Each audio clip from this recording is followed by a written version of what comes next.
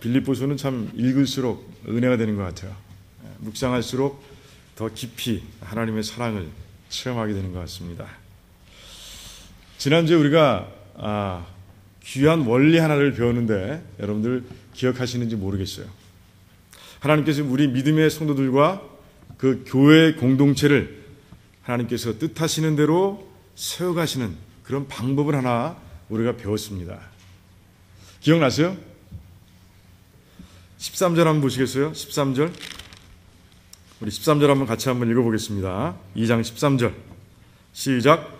너희 안에서 행하시는 이는 하나님이시니 자기의 기쁘신 뜻을 위하여 너희로 소원을 두고 행하게 하시나니. 바로 이것이에요. 하나님께서는 하나님의 뜻을 세우시고요. 그 뜻을 하나님께서 필요로 하시고 쓰고자 하시는 사람의 마음속에 심어두시고 그리고 그 소원을 이룰 수 있도록 하나님께서 도와주신다. 이게 바로 지난주에 배운 원리입니다. 그런데 그 원리만을 가지고 말하면 안 되기 때문에 이제 바울은 이제 자기를 통해서 역사하신 하나님, 이 원리를 그대로 사용하셔서 자기의 삶을 통해서 역사하신 하나님을 이제 보여주는 거예요. 원리를 적용해 보는 거예요. 그런 가운데 이 하나님께서 가르치신 이 원리가 현실성이 없는, 실현 가능하지 않은 그런 개념이나 구호가 아니라 정말로 우리 성도들의 삶 가운데서 역사하시는 원리, 우리 교회 공동체를 이끌어 가시는 그 하나님의 일하시는 방법이라는 것을 이제 보여주고 있는 것이에요. 그 사실을 아주 분명하게 알려주시기 위해서 다른 데서 예를 들지 않습니다. 다른 데서 적용의 원리를 증거하지 않습니다. 이제 바울은 이 빌립보 교회에서 일어난 이 모든 일들을 하나님께서 어떻게 해결하시고 처리해 가시는지를 이제 보여줌으로 인해서 하나님께서는 이 원리대로 일하시는구나 하는 것을 바울은 보여주고 있는 것이에요. 더 뜨겁게 알 수 있지 않습니까? 자기 교회 일이니까 자기 교회 일을 통해서 하나님의 원리를 적용하는 그 바울의 이 편지를 통해서 말을 통해서 이제 이 빌립보 성도들은 그렇구나, 진짜 그렇구나 하는 것을 쉽게 깨달을 수 있게 되는 것이에요. 자, 그럼 먼저 첫 번째 단계가 뭐라고요?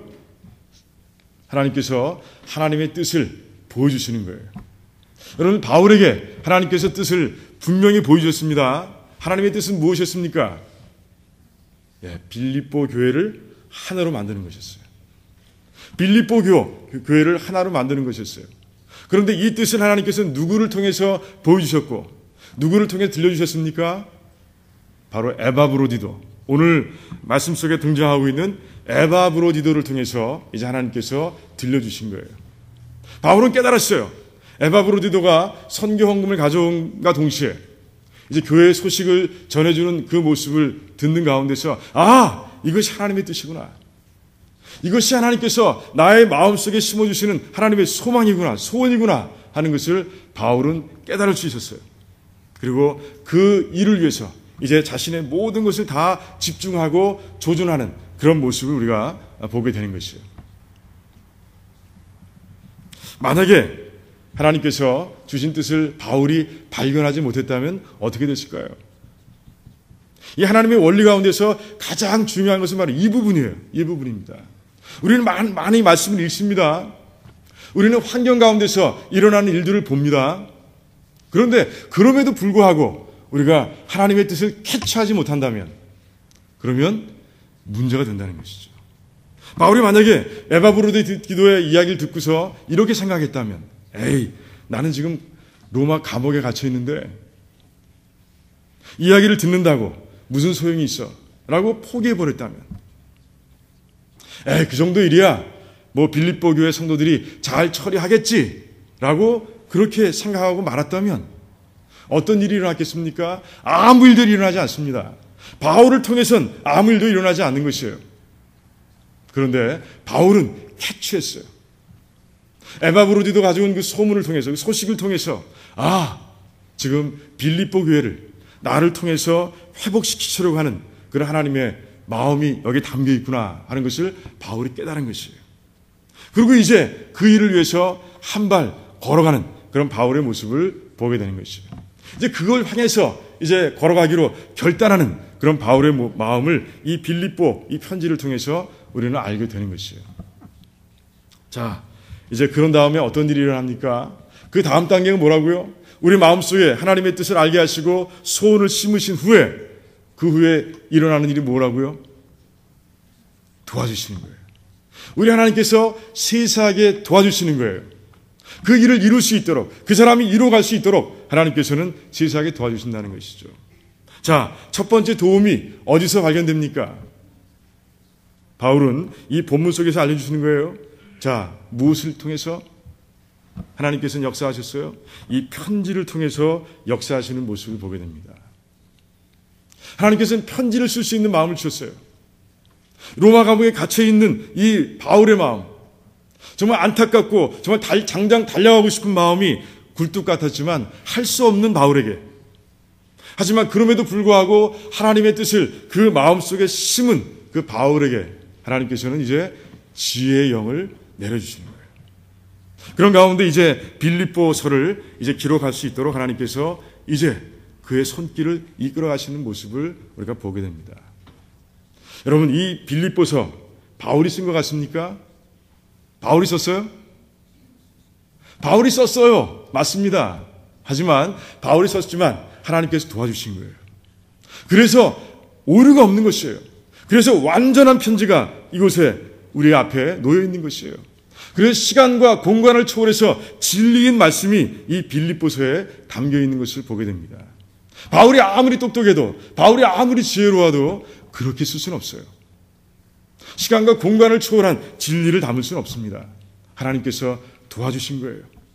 이제 이 편지를 읽는 가운데 빌립보 성도들의 마음을 이제 움직이실 하나님의 모습을 우리가 미리 볼 수 있는 것이에요. 여기에 담겨 있는 원리를 통해서, 회복의 길을 통해서 이제 빌립보 성도들이 이제 회복되는, 하나를 이루어가는 그런 모습을 우리는 미리 볼 수 있다는 것이죠. 그래요. 하나님께서는 첫 번째 도움을 바울에게 주셨어요. 바로 편지를 쓸 수 있는, 하나님의 지혜로 편지를 쓸 수 있도록 하나님께서는 만들어 주셨다는 것이죠. 이게 바로 첫 번째 도움입니다. 자, 두 번째 도움은 무엇입니까? 오늘 본문 가운데 등장하고 있습니다. 무엇이에요? 바울의 이 일에 동역할 수 있는 사람을 붙여주셨어요. 동역할 수 있는 사람 붙여주셨어요. 누구라고요? 디모데와 에바브로디도였어요. 그래요. 맞습니다. 아무리 하나님의 영감을 받아서 편지를 쓰면 뭐합니까? 그 편지를 전달할 그런 배달부가 없으면 아무 소용이 없는 거예요. 그런데 하나님께서는 이제 그 편지를 전달할 사람을 딱 세워주신 거예요. 누구예요? 디모데예요? 에바브로디도예요? 에바브로디도예요. 본문을 잘 읽으셨네요. 맞습니다. 에바브로디도를 세우신 거예요. 에바브로디도가 이곳에 온 목적은 두 가지였습니다. 하나는 뭡니까? 빌립보 성도들이 모은 그 선교원금을 전달하기 위해서 이곳에 왔습니다. 두 번째 목적은 무엇입니까? 에바브로디도는 바울이 있을 때까지, 로마 감옥에서 있을 때까지, 죽든 살든, 그가 풀려나오든 그곳에서 사형을 당하든 그때까지 있으면서 바울의 필요한 것들을 돕고 섬기는 목적으로 그곳에 갔어요. 오늘 맨 마지막에 보니까 저가 그리스도의 일을 위하여 죽게 이르러도 자기 목숨을 돌보지 아니한 것은 나를 섬기는, 이렇게 기록되고 있습니다. 바울을 그렇게 섬기기 위해서 에바브로디도는 온 것이에요. 그러니 편지를 가지고 보낸다, 이것은 에바브로디도에게 그렇게 어울리는 그런 업무는 아니었습니다. 그런 사역은 아니었어요. 그런데 하나님의 섭리 가운데서 일이 일어나기 시작을 하는 거예요.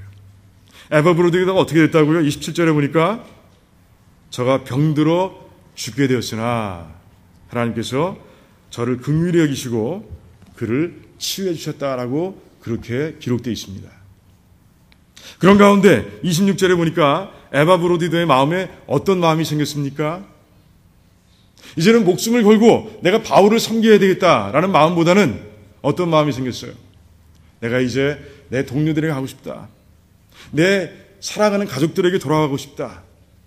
그 빌립보 교회에 있는 우리 사랑하는 성도들에게 가서 이제 나로 인해서 근심하고 있을 그들에게 가서 그들의 마음을 위로해 주고 싶구나 하는 그런 마음이 에바브로디도의 마음속에 생겨난 것이에요. 그 모든 상황 속에서 하나님께서는 이제 에바브로디도를 우편배달로 이제 편지를 전할 수 있는 그런 전달자로 세워주신 거예요. 이것이 바로 하나님께서 도와주신 두 번째 도움이라는 것이에요. 그런데 에바브로디도를 한번 생각해 보시기 바랍니다. 그가 얼마나 적합한 사람인지, 이 편지를 전하기에 얼마나 적합한 사람인지를 우리는 조금만 생각해 보면 알 수 있어요. 에바브로디도가 어디서 왔다고요? 빌립보에서 왔어요. 빌립보 교회에서 왔습니다. 그러니 그 교회 사정을 너무나 잘 아는 사람이에요. 그는 가서 정말 간절한 마음으로 정말 바울의 편지를 전했을 거예요. 편지를 달랑 전한 것뿐이 아니라 그들을 끌어안고 기도하는, 눈물로 기도하는 바울의 모습도 전해줬을 거예요. 그런 가운데 하나를 이루는데 그 편지를 가져가서 그가 얼마나 큰 도움이 됐을까 하는 생각을 해보게 되는 것이에요. 바울은 갈 수 없어요. 로마에 갈 수 없습니다. 묶여 있습니다. 빌립보에 갈 수 없어요. 감옥에 묶여 있는 것이에요. 하지만 하나님께서 이제 에바브로디도를 세우시고 그에게 고향으로 돌아갈 마음을 주시고 그런 가운데 편지를 전달하는 그런 모습을 우리가 발견하게 되는 것이에요. 자, 두 번째 등장하는 인물이 누구예요? 디모데입니다. 디모데는 누구예요? 바울이 아들처럼 여기는 그런 귀한 사람이었어요. 오늘 말씀 보니까 자기 이 뜻을 같이하여, 자기와 뜻을 같이해서 빌립보 교회의 사정을 염려하고 걱정할 사람이 이 사람밖에 없다라고 바울이 얘기합니다. 그리고 디모데는 이제 바울의 그 뜻을 함께 나누는 사람일 뿐이 아니라 이제 어떤 사람이라고요? 빌립보 교인들이 이미 알고 있는 사람이라고 얘기하고 있습니다. 하나님께서는 왜 디모데를 보내셨을까요?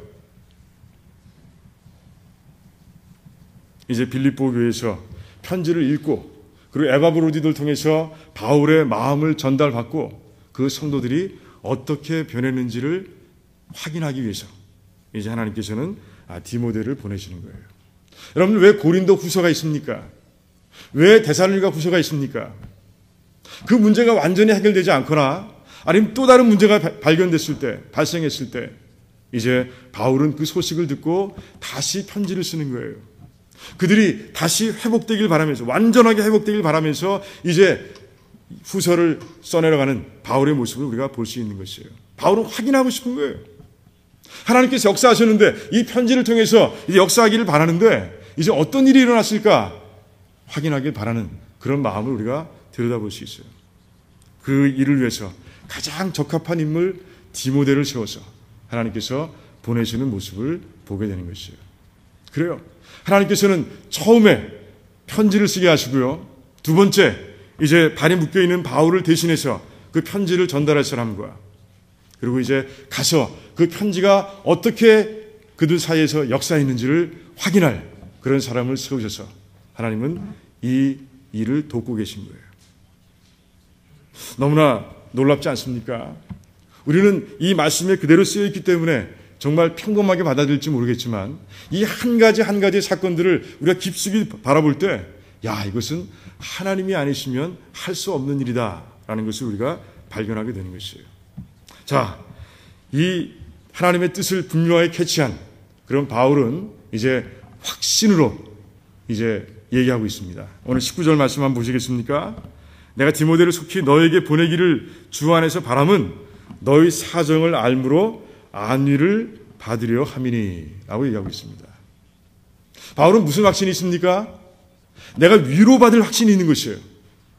내가 디모데를 통해서 이제 소식을 전해 들으면 그 소식이 기쁨의 소식, 승리의 소식이 되어서 그 소식을 통해서 내가 위로받을 것을 바울은 확신하고 있는 것이에요. 놀랍지 않습니까? 여러분, 바울은 지금 빌립보서를 다 끝냈습니까? 아니에요. 지금 중간 정도 갔습니다. 2장이 끝나가는 부분이니까 편지를 중간밖에 쓰지 않았어요. 에바브로를 통해서 이 편지를 보내기도 전입니다. 디모데가 가서 이제 편지가 어떻게 역사했는지 확인하기도 전입니다. 그럼에도 불구하고 편지를 쓰는 가운데 이제 19절을 통해서 바울은 확신하고 있는 거예요. 하나님께서 나에게 이 뜻을 보여주셨고 하나님께서 이런저런 도움을 통해서 역사하시니 빌립보는 이제 그 교회는 회복될 것이다.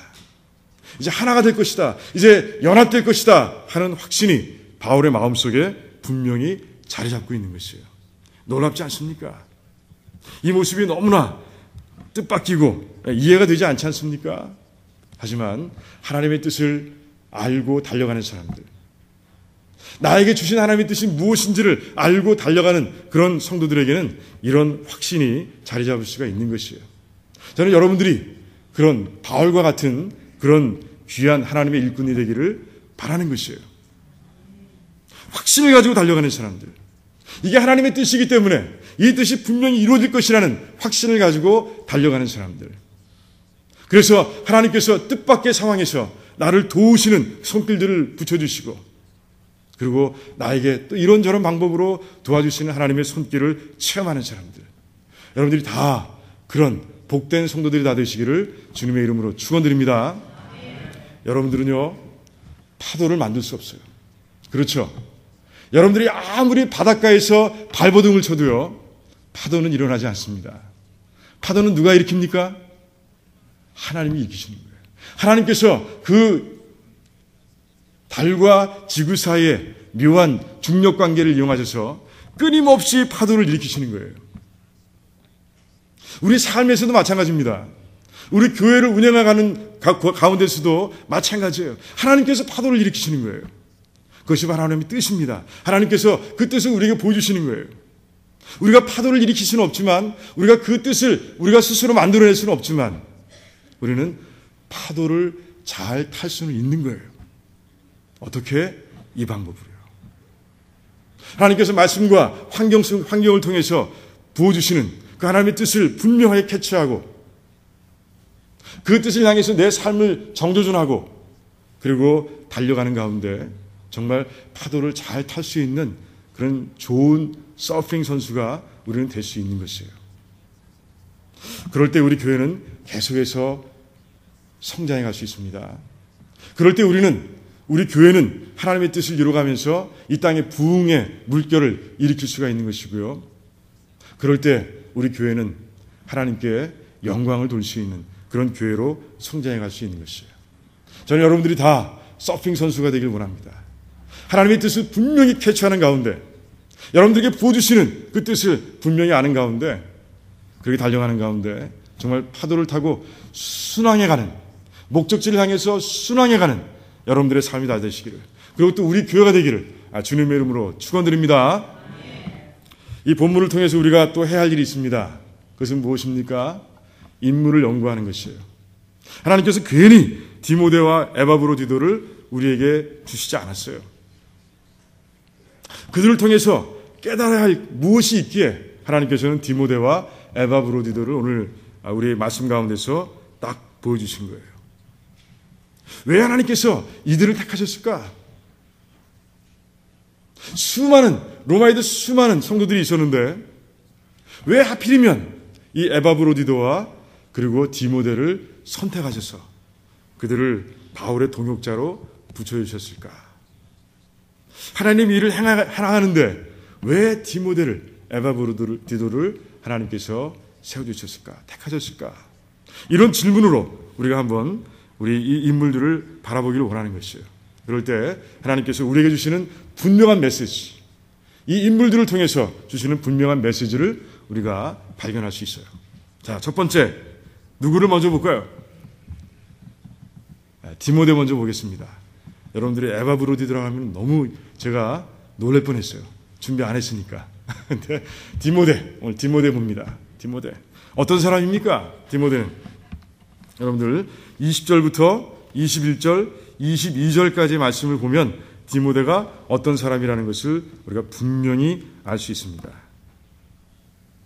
아까 말씀드린 것처럼 디모데는 20절에 보니까 바울과 뜻을 같이 한 사람이다 라고 되어 있어요.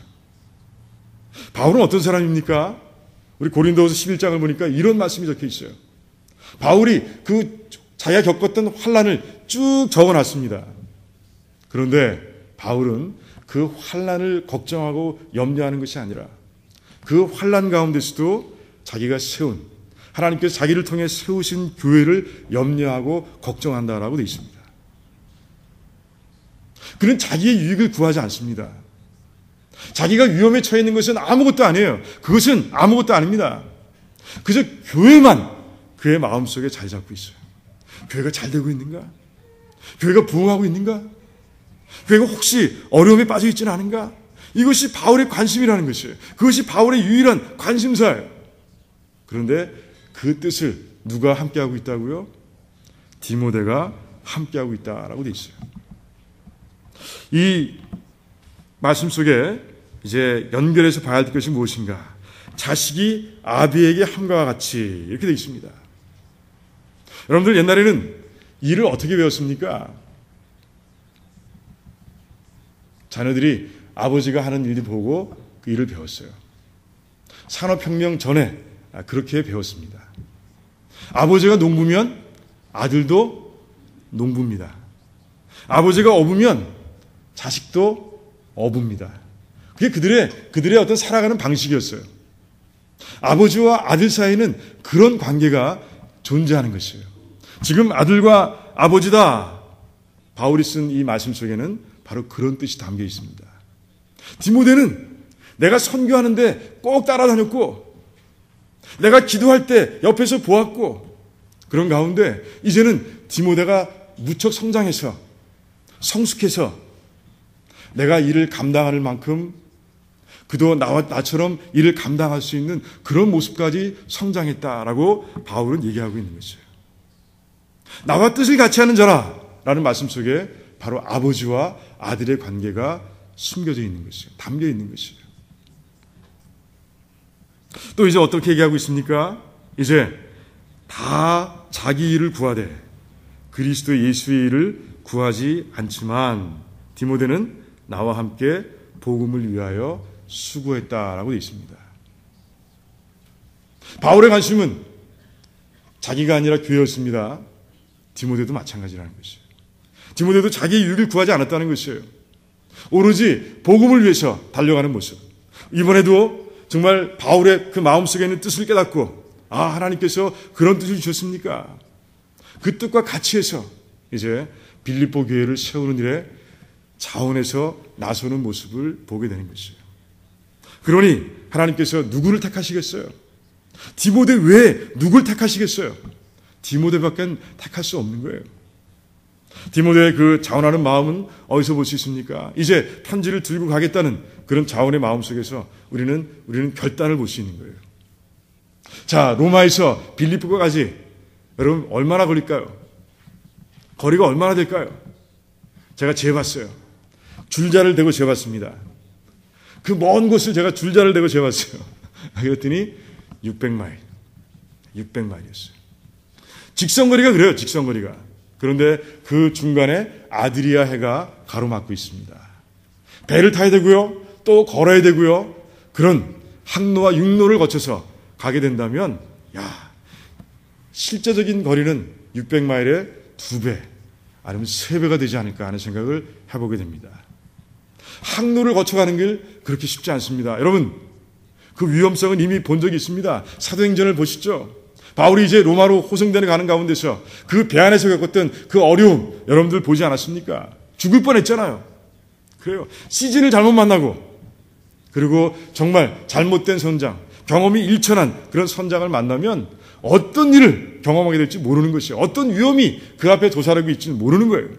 그런데 디모데는 그 모든 것도 상관하지 않았어요. 그 모든 것은 다 자기의 계산기에 들어갈 변수가 아니에요. 오로지 그의 계산기에 인풋되는 변수는 뭐예요? 내가 감으로 해서 빌립보 교회가 설 수 있겠는가? 내가 어떻게 하면 그곳에 가서 바울의 마음을 잘 전해서 우리 아버지의 마음, 영적 아버지의 마음을 잘 전해서 그들을 세울 수 있을까 하는 그것밖에는 들어있지 않은 거예요. 그의 계산기에는 다른 건 없어요. 자기의 신변, 자기의 위험성 이런 건 아무것도 없습니다. 그저 그것 하나, 복음의 진보 그 하나만이 그의 마음속에 담겨 있는 것이에요. 빌립보 교회, 그 교회를 하나로 소유한다는 하나님의 뜻만이 그의 마음속에 자리 잡고 있는 것이에요. 그래서 하나님께서는 디모데를 바울의 동역자로 세워주셨던 거예요. 오늘 목회자 편지에도 썼지만 저는 그 업타운 베프티스트 처치를 정말 좋아합니다. 마음으로 좋아해요. 사랑의 담요 나누기 사회를 감당할 때 어디로 가서 이 사회를 감당하면 좋겠습니까? 라고 물어봤을 때 제일 먼저 떠오른 것은 아무래도 한국 사람이기 때문에 기도의 집, 김광수 목사님께서 심호하시는 그 기도의 집이 먼저 생각이 났고요. 그 다음으로 떠오른 것이 바로 업타운 베프티스트 처치였어요. 업타운 침례교회. 미국 교회입니다. 신학교 때, 한 10몇 년 전이죠. 그때 방문한 적이 있는데 그때 너무 인상적이었어요. 야, 이런 교회도 있구나. 시카고에 이런 교회도 있구나 하는 생각을 제가 했었습니다. 첫 번째로 인상 깊었던 장면은 무엇인가 하면 그들의 전도의 열정이었어요. 그들은 미국 사람들이 다 미국 사람들이죠, 우리도. 미국 사람들, 코케이션만을 향해서 그렇게 전도하지 않았습니다. 전 민족, 시카고에 있는 전 민족을 향해서 그들은 전도의 계획을 세우고 아주 열정적으로 달려가는 그런 모습을 봤어요. 그들은 한 민족이 이제 교회로 올 때마다 이제 전리품을 벽에 걸었습니다. 이게 뭔지 아세요? 그 사람들을 통해서 예수 사랑, 자기 랭귀지로 예수 사랑이라고 적게 해서 그걸 다 배너로 만들어가지고 그렇게 달아놨어요. 한국말 있을까요? 없을까요? 있습니다. 한국말도 있어요. 예수 사랑. 굉장히 못 썼더라고요. 누가 썼는지. 하지만 배너가 분명히 담겨 있었습니다. 배너 숫자를 제가 다 세보진 않았지만 대충 눈으로 훑어보니까 벽이 꽉 찼어요. 한 30개 되는 것 같아요. 30개의 랭귀지로 그들이 배너를 걸어놨어요. 그 민족들이 다 그곳에 와서 함께 예배드리고 있는 것이에요. 아니, 떠나간 민족이 있는지 모르겠지만 아무튼 그렇게 형형색색 다 모여서 하나님께 예배드리는 그런 교회예요. 얼마나 멋있습니까? 얼마나 멋있겠어요, 그 예배의 모습이. 두 번째 인상 깊었던 것은 홈레스 사회였어요. 업타운 그곳에 이제 홈리스들을 케어할 쉘터가 좀 부족했던 모양입니다. 그때 당시에 교회를 개방하는 것이에요. 그래서 가을부터 겨울까지, 봄 되기 전까지 이제 누구든지 와서 그 교회 안에서 숙식할 수 있도록 그렇게 교회 문을 열어놓는 모습을 보게 됩니다. 지금도 홈리스 사역은 계속됩니다. 이젠 쉘터가 곳곳에 생겨서 그렇게 쉘터의 역할을 하진 않지만 매주 월요일이면 4시 반부터 6시까지 식사를 준비해서 그들에게 제공합니다. 식사를 제공하기 전에 전도해야죠. 그래서 30분 동안 예배를 드립니다. 그리고 내려와서 식당에서 이제 함께 식사하는 모습 우리가 보게 됩니다. 얼마나 아름다운지 몰라요.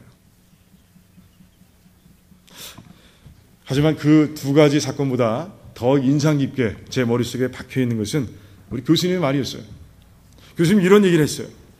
업타운 베프티스트 처치도 한때 갈등이 있었다는 것이에요. 왜?